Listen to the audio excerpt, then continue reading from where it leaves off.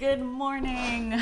Today is such a special video because we're talking about my two favorite things, physical health and mental health. And if you have been following me for a long time, you know that these two things are actually interrelated. And so today I want to talk to you specifically about like healing our relationship with food. Like I've said this a lot throughout my social media platforms, but until we are able to heal on the inside, have self-love and self-compassion, it will be very hard to reach an aesthetic goal. I always tell my patients it's really important to heal that relationship with food first, and a lot of us really don't know what that means. So today I'm going to go through kind of the 5 steps that really has changed my life, changed my view on food and my relationship with myself, and understanding kind of some of these feelings. So food has a very close relationship with emotion. Some of us comfort eat because we are feeling a need every time we eat food. It makes us feel good, and so we are getting kind of all those increase in feel-good hormones.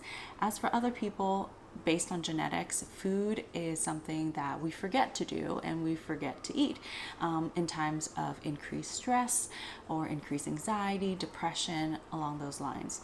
So I personally am a comfort eater. I emotionally eat, and I know that. So understanding the cues that causes me to comfort eat.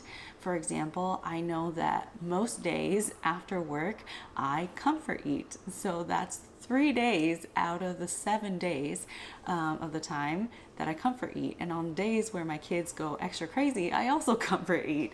And so it can be like half of the week, even if my diet the rest of the time is mainly whole foods and I don't snack.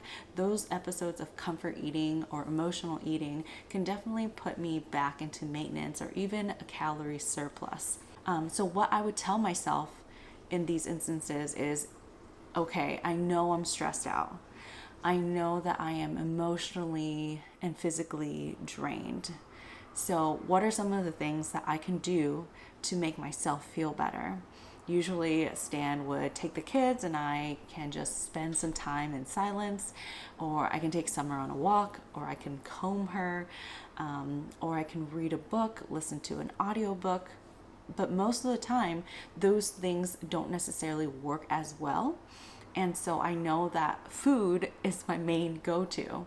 Instead of restricting myself, I tell myself, okay, we are sad today, or we worked really hard today, so I eat a larger dinner. And the reason why I do that is because my dinner, it's mainly whole foods. I just eat more vegetables, I eat more protein. And then afterwards, if I'm still hungry, then if I still feel like I need to emotionally eat, then I will eat a smaller snack. Instead of restricting myself for dinner and eating a little bit less, I tend to eat more snacks or more chips afterwards. And chips are very, very like yummy.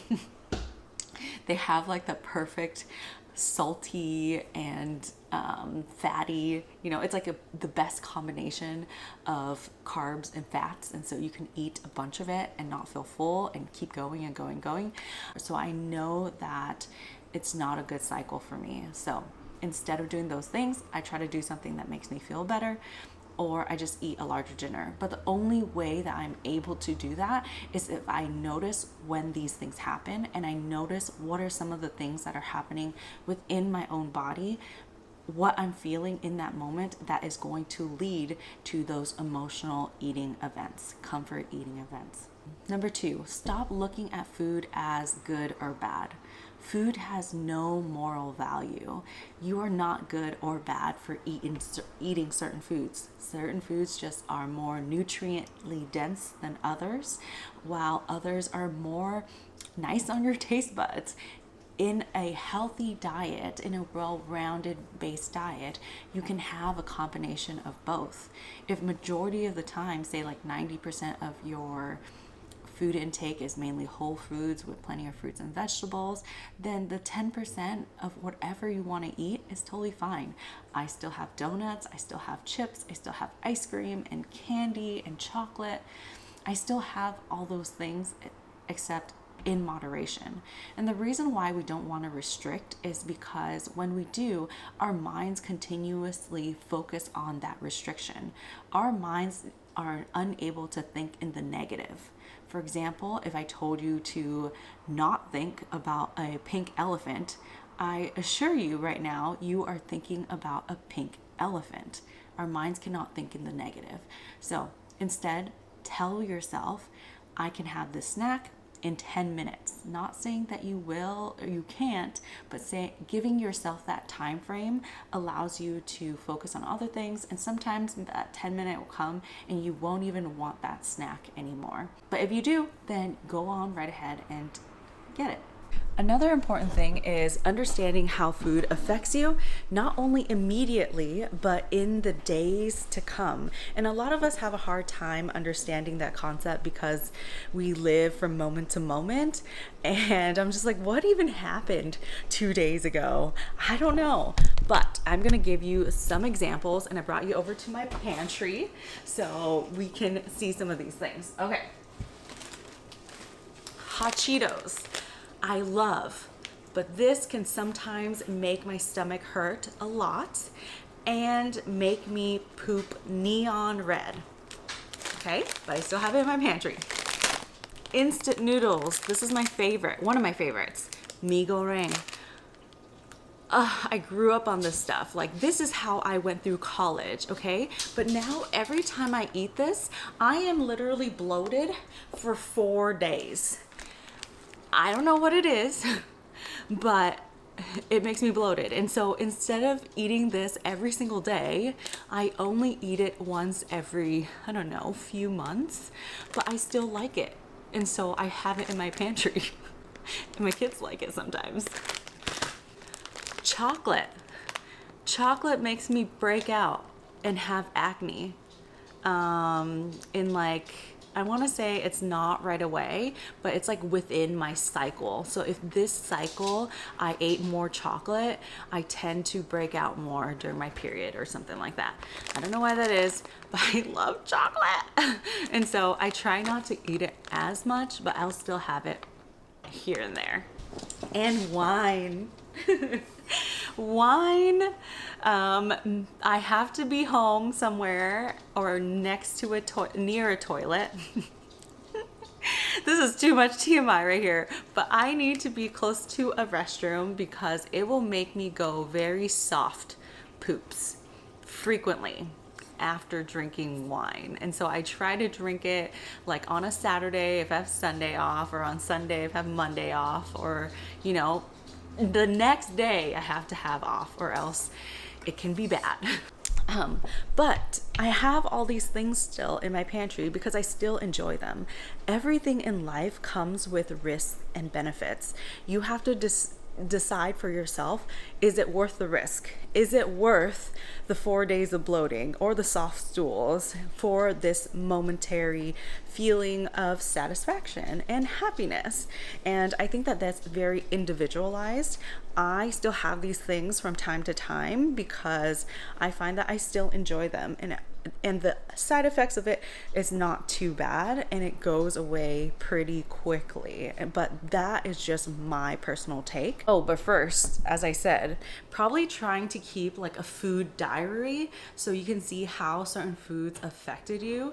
Looking back on things that be like, oh yeah, there is a pattern here. Like, I'm getting bloated when I eat noodles, or I'm having really soft stools. I feel like alcohol is like really easy because it's like the next day, but things that take a few days to show up, we might have a harder time making that association. So speaking of kind of understanding our own bodies, I think that the more data points we have, the easier it is for us to understand the things that were going on.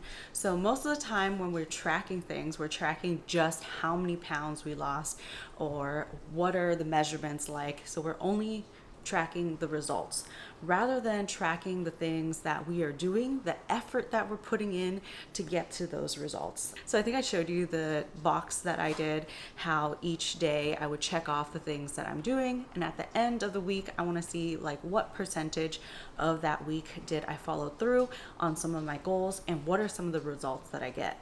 and being more consistent with the things that give me results and doing less of the things that aren't giving me as many results that I'm looking for. So I've heard from a lot of patients that tracking causes them too much anxiety, or they have a poor relationship with food where when they track, they become too restrictive. But instead of looking at as tracking as being eat as little as possible, I highly recommend looking at more of a, am I eating enough? Am I feeding my body enough? Am I giving it enough nutrients to function optimally? MyFitnessPal is horrible at giving you kind of suggestions on how much or how many calories to eat for a caloric deficit. And I would say ignore that and use the TDEE calculator, the total daily energy expenditure, based on your age, your height, your weight, and your current activity level. This is a little bit more accurate. And instead of doing a huge, I need to eat 500 calories left, 500 calories for someone whose maintenance calories is 3,000 is a lot easier than someone who has a maintenance of 1,800. And so everybody is a little bit different. I would say start off there. You can always subtract 100, 200, 300 calories for your deficit and then go from there. But the key is to avoid hunger, and the key is to see how certain foods affect how you feel and your energy level. And so my recommendation has always been to eat a high protein and high fiber diet. As long as you have normal kidney function, a high protein diet is totally normal, and it's not going to affect your kidneys or decrease kidney function. So when I plan my meals, I do it so that I eat a lot of carbs during days that I lift, because I need that quick energy to fuel me. I thought that I was lifting heavy before, but I was doing it at 5 a.m. and fasted. But let me tell you, I was not, and I have missed out on so much strength gain. And since switching to this carb loading, I have seen so much difference in how I feel, how my body is, and how much I am able to physically lift. So overall, calorie tracking, if you look at it in a restrictive, like not eating at all, yes, it can be very anxiety provoking, or it can be like, I need to be under these amount of calories. But for me, I look at it as, did I eat enough protein today? Did I eat enough fiber today? Oh man, if I didn't eat enough fiber, it's gonna be a hard time going to the bathroom.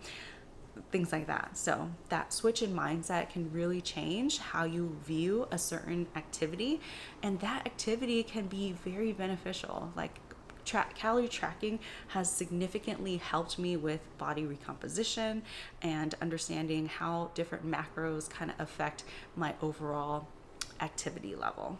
And then number 5, finally, just setting yourself up for success.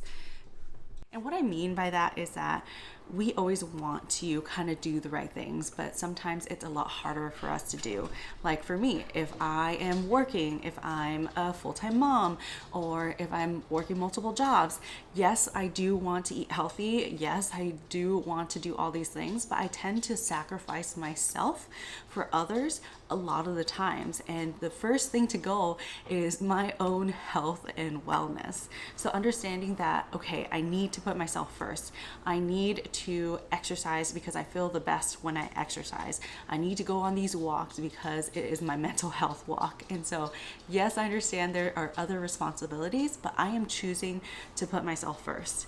Number 2 of that aspect is that it is important to kind of plan ahead, because yes, we're going to be busy. It's going to be hard to meal prep. And then when it's hard to do certain things, we go the easy route and just get fast food or takeout.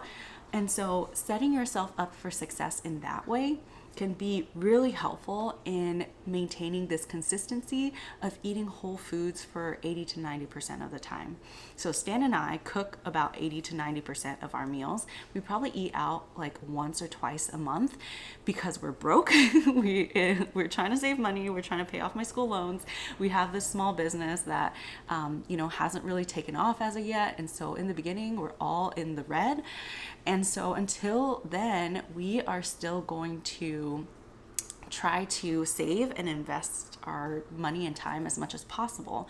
So think of food prep not as you're prepping a meal, but rather that you're prepping ingredients. So what I personally prep for ingredients is your carbs, your protein, and your veggies. So in my fridge, at all times, there will always be some sort of veggie and protein.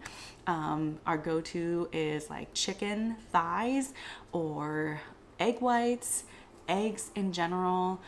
Stan always has like ground meat available. We have canned tuna, tofu, chickpeas, lentils, yogurt, cottage cheese. So yeah, lots of high protein options. Shrimp, always in the freezer.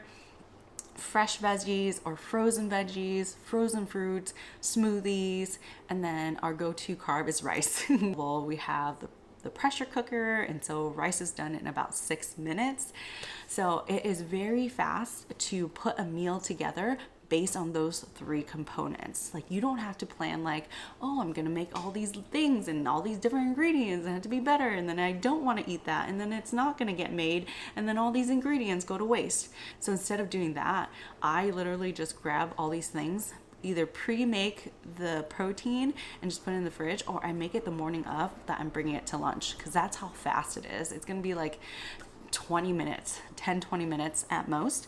So easy things that I do is I just cook the egg whites, and then I roast the vegetables and I put it in a thing with rice.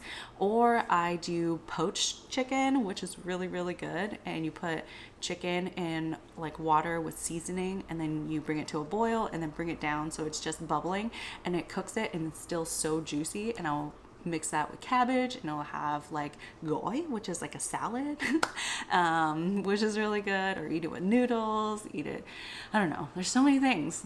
So that's the key. Don't prep meals, prep ingredients, and then those ingredients will encompass your meal. So I hope those tips help. I hope this helps you start your path on healing your relationship with food, having more self-love and self-compassion. I think a lot of this is self-reflection, and to be present in your own body and see what it is saying and what it's telling you. And a lot of the times that is the hardest part. It is a process. It will take time. And so give yourself some grace if you don't figure it out right away, because that's okay. Thank you guys all so much for watching. If you want to support us, Jalais Athleisure Wear is now live. We've launched. Go check out the website, linked in the description box down below.